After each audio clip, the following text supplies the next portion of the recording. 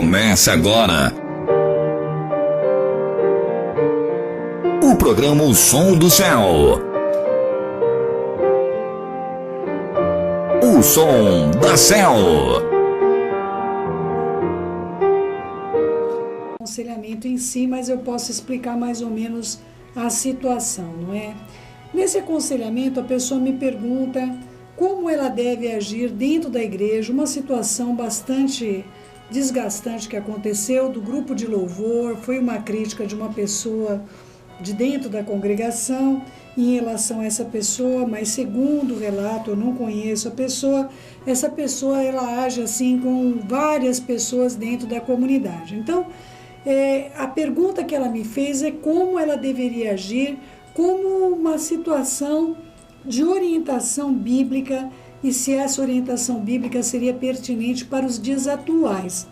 Então, meu querido e minha querida, nós devemos perdoar a todos. Você compreende isso? Perdão não é ter amnésia, meu querido e minha querida, não é? Esquecer não é perdoar, porque se você esqueceu, você nem precisa perdoar, não é? Já esqueceu, então nem precisa perdoar. Mas a questão que nós estamos tratando aqui é o contexto bíblico de uma situação com uma pessoa ofendida. Vamos ler lá, está em Mateus, não é? Mateus capítulo 18, versículo 15. Vamos lá? Ora, se o teu irmão pecar contra você, vai e repreende-o entre ti e ele. Se ele te ouvir, você ganhou o seu irmão. Então, uma coisa importante que você compreenda é que em nenhum momento das Escrituras, e isso é o próprio Senhor Yeshua falando, meu querido, minha querida, o perdão não é fazer de conta que nada aconteceu. Por favor, tira isso da sua mente. Te passaram isso, que você deixa para lá, né? Deixa como tá para ver como é que fica. Não é uma orientação bíblica. O perdão não é isso, meu querido e minha querida. O perdão está aqui escrito do que se trata. Vou ler de novo. Mateus 18, versículo 15. Ora, se o teu irmão pecar contra ti, vai e repreende-o entre ti e ele. Se ele te ouvir, você ganhou o irmão. Quem é que procura a pessoa que pecou? É a parte ofendida, meu querido e minha querida. É a parte ofendida. Seria melhor que a pessoa que ofendeu já viesse procurar, não é? Mas a maior parte das vezes, a pessoa que ofendeu, ela não consegue vir se retratar. Então é necessário, às vezes a pessoa que ofendeu nem sabe que ofendeu, também tem essa, não é? Às vezes nós ficamos sentidos, nós ficamos entristecidos com coisas que às vezes a pessoa que nos ofendeu, ela nem sabe que ofendeu. Então você vai lá e conversa com ela num primeiro momento, não é? Você fala com ela e ela vai falar, puxa, mas eu nem sabia que eu fiz isso para você, me perdoe, não é? Então, meu querido e minha querida, eu me lembro uma vez, eu até ouvi essa historinha, uma coisa que aconteceu num voo, não é? Não sei se você leu, mas eu vou contar para você. Uma moça comprou uma bolacha que ela gostava muito, uma bolachinha que ela, não sei se você conhece, chama-se Amandita. É uma bolacha que dentro dela é um casulinho, né? E dentro tem uma gota de chocolate, não é? Eu gosto muito daquilo, não é? E ela comprou essa Amandita e entrou para o voo, não é? Quando ela entrou para o voo, ela percebeu que uma pessoa pegou o pacote de bolacha dela, abriu o pacote de bolacha dela, essa bolachinha com chocolate, não é? E ainda ofereceu se ela queria. Ela ficou indignada. Como é que ela ficou tão sem graça com a pessoa e ela ficou indignada de ver a pessoa, além de pegar o pacote de bolacha dela do banco, não é? Ainda por cima, estava oferecendo se ela queria. E aí foram comendo, ela comia uma, ou a pessoa comia outra do banco, ela comia uma, a pessoa do banco comia outra, não é?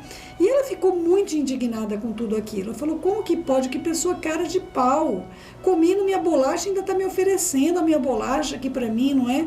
E é uma bolachinha muito gostosa mesmo, viu, querido? Se você não comeu Amandita, eu gosto demais de Amandita. E aí o que aconteceu? Essa irmã...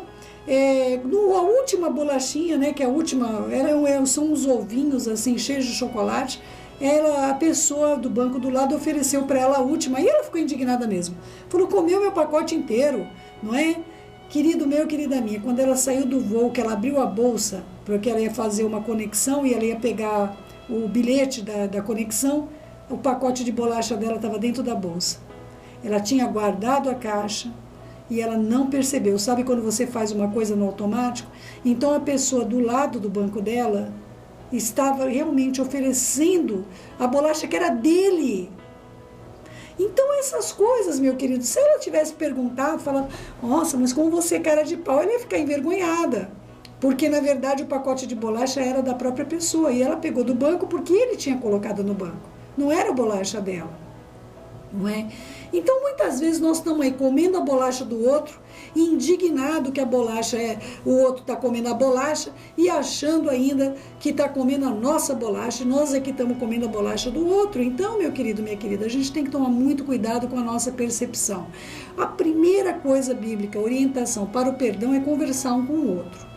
Não adianta você deixar passar, querido meu, querida minha, se você não tratar as coisas. Olha, entre o casamento tem um monte de coisa que a pessoa, olha, eu não quero conflito, vamos deixar passar, deixa pra lá, deixa como tá para ver como é que fica, não é?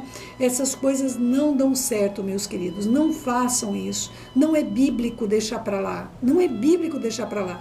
Não gostou? Conversa, entre em acordo a caminho. Então, a primeira orientação bíblica para o perdão é justamente se o teu irmão pecou contra você, repreende-o. O perdão exige repreensão, meu querido. Você tem de ir lá e falar, olha, eu estou magoado. Aí se a pessoa virar para você e falar, mas você comeu minha bolacha? Aí você pede perdão para ele. Também é uma oportunidade de você saber que você está magoando o outro sem você saber, não é? Então é muito importante que você leia as escrituras, porque se fala de perdão, mas pouco se trata do processo do perdão. O processo do perdão exige que você converse com a pessoa que te ofendeu, meu querido e minha querida, não é? Está com problema na família, está com problema entre irmãos, está com problema o que quer que seja, você tem de conversar. Isso aqui independe de estar ou não na congregação, meu querido e minha querida. Isso é um dever nosso como salvos, como pessoas que nasceram de novo. Continuando, versículo 16 de Mateus 18. Mas se não te ouvir, leva ainda contigo 2, para que pela boca de 2 testemunhas ou 3, toda a palavra seja confirmada. Ou seja, ou você conversou com a pessoa realmente, ela agiu mal com você e ela falou, não vou me retratar porque você merece mesmo. Não vou com a sua cara, não gosto de você, me sinto mal. Cada vez que você entra na igreja, eu falo, acabou meu dia, não é? Você pega 2 testemunhas para que se tem alguém lá que vai descobrir, vai dar o testemunho junto com você, de que aquilo que você falou é verdadeiro, de que aquilo que você falou é fato, meu querido e minha querida. Então, é importante que você vá e entre com 2 pessoas, pelo menos, sempre 2 testemunhas. Acabamos de falar aqui das 2 testemunhas, elas estão desde o princípio, não é? Desde o princípio nós temos essa questão de testemunhas, até o final dos tempos será dessa maneira, não é? Então, meu querido e minha querida, é importante que você não vá sozinho para uma segunda conversa. Você leve 2 pessoas dignas, não leve 2 pessoas que não são pacificadores também. Você, por exemplo, vamos supor, aconteceu alguma coisa com a Priscila, minha filha aqui, com o Renato, meu pai. Olha, imagine só, aconteceu alguma situação com alguém que eu amo demais, não é? E essa pessoa me vem e vai falar mal da minha filha, do meu filho na minha frente ou do meu marido. Eu vou tomar partido, meu querido, não é? Então não leve pessoas que vai colocar mais fogo na fogueira, pelo contrário.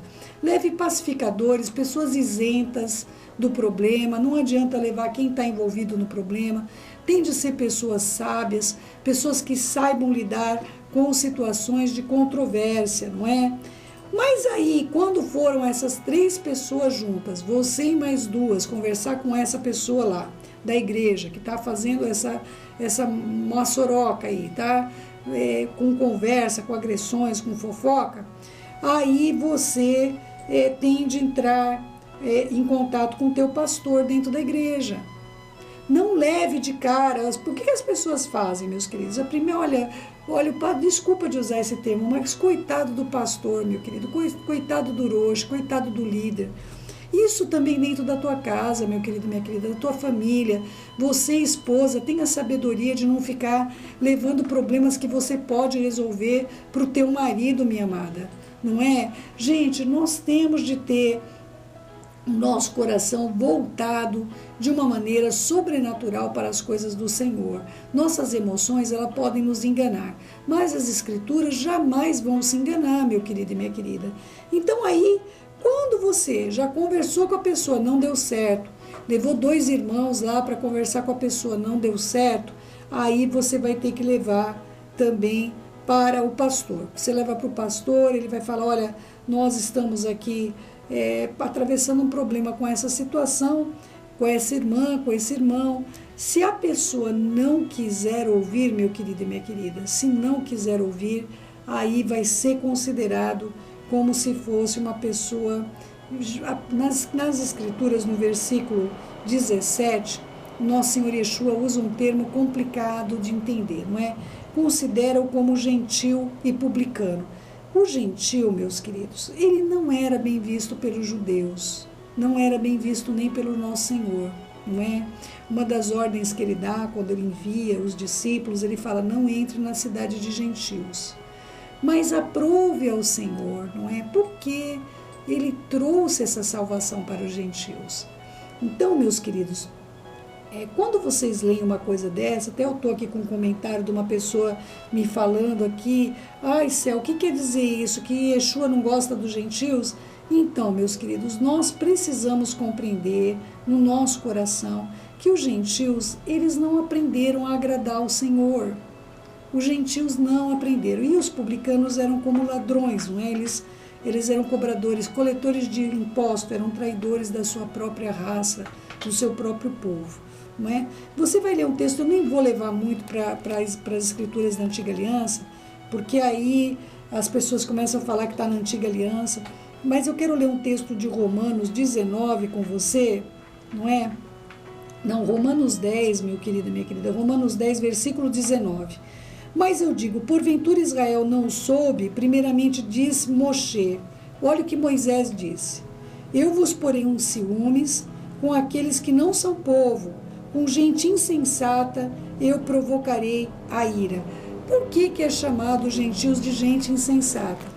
Porque os gentios não aprendem a servir o Senhor, como está nas Escrituras, e para o judeu que aprende desde o berço isso, que sabe, aprende a reverência, aprende como são importantes as palavras do Eterno, como é importante a gente não criar doutrina, como é importante a gente seguir aquilo que as Escrituras dizem. Então, meu querido e minha querida, para essas pessoas que guardam a lei, que sabem todas as questões concernentes, os gentios são mesmo pessoas sem sensatez, são gente sem sensatez, não é? Mas nós sabemos que o Senhor, a parede que existia de separação entre os judeus e os gentios foi removida. O Senhor fez isso pelo seu próprio corpo, nosso Senhor Yeshua, nosso Senhor Jesus. Por isso eu sou uma missionária judia entre os gentios. Eu quero ensinar você, meu querido, a ser agradável ao Senhor. Eu quero ensinar você como se faz para servir ao Senhor verdadeiramente. Eu acho assim, no meu conceito e no meu chamado, não é? Se não ensinar aos gentios, como é que eles vão aprender, não é? Nós temos toda a estrutura que foi feita desde a época de Moisés, de Moshe, para que nós servamos ao Senhor em espírito e em verdade. Mas quem vai ensinar os gentios, não é?